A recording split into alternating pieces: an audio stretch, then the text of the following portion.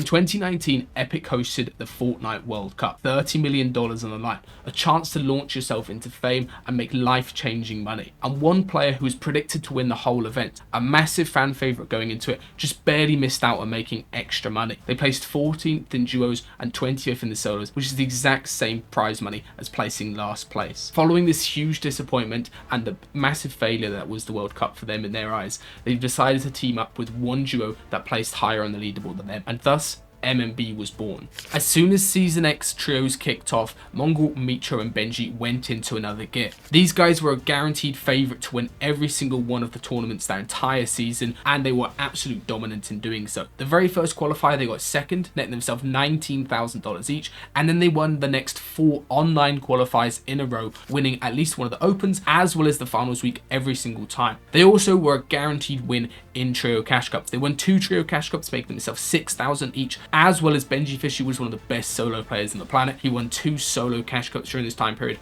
making himself $7,000. MMB looked absolutely unstoppable. Over the course of 5 weeks of qualifiers, they made over $150,000 each and were absolutely unplayable by the rest of EU. Everybody had them as their Grands prediction, and it looked like it was going to pay off after they won their heat and they were in first place after 2 games of Grand Finals.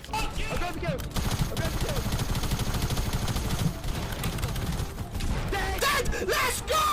Mechs. If it wasn't for the addition of the hated mechs in Season X, Mongol, Mitro and Benji would have left an almost unbreakable record for consistency and performance in Season X. After getting pushed in by mechs multiple times, they decided to swap their drop spot, but it was too little too late, and these guys weren't able to recover and place 10th on the leaderboard. Still, this is one of the most dominant FNCS of all time, and I hope you guys enjoyed my small recap of it. Skipping 1 year into the future, King and his trio, Rustic and Sayun, set an unbreakable record during the weekly qualifiers. These guys would land over at Doom's domain, get the Doom ball to use on height and spam it down onto low ground, and they won an absolutely ridiculous 11 out of 12 games in the weekly finals of week 1. They also won every single round of week 1 in a row, as well as won week 2, which is absolutely insane. The most impressive part about King's run is the fact they weren't even uncontested. They were getting tested by a really good team every single game of Spawn, and were still able to come out on top 11 out of 12 games. The key thing to remember with this record though, as impressive it is winning 11 out of 12 games and being that dominant, you do have to remember they didn't perform this well in finals. They only got a 2nd place in finals and weren't able to keep up their crazy streak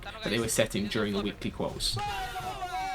This off-spawn fight in the Global Championship shaped one of the most dominant runs we've ever seen in the Grand Finals. Venno just barely missing out on taking out Cammy in an off-spawn fight fueled his passion for the next year of FNCSs, and it led him onto a monstrous run. However, the next FNCS, these guys really struggled in the meta. They didn't know how to adapt to playing hammers, they weren't the best at holding high ground because everybody could just grief them out, and these guys struggled only placing 4th in Grand Finals, but a lot of people had them as their main predictions. So coming into Chapter 4, Season 2, everybody had their eyes on Queasy and Venno, and they had one of the best drop spots to themselves down at Lucky Landing. Queasy and Venno had some of the best strategies going into this Grand Finals that not many other teams were using. They were controlling the whole of Dead Side, basically a quarter of the map to themselves by split basing. They were refarming as much as possible. They always knew how to manipulate cash spawns as well as get key boxes for extra good loot during mid game, and they had the most mats by rotating Dead Side and refarming as much as possible. Venno and Queasy also had the absolute best strategies for taking and holding height this season. It was pretty much a guarantee that they were going to go for height, so most teams didn't even try to contest it, but when they did,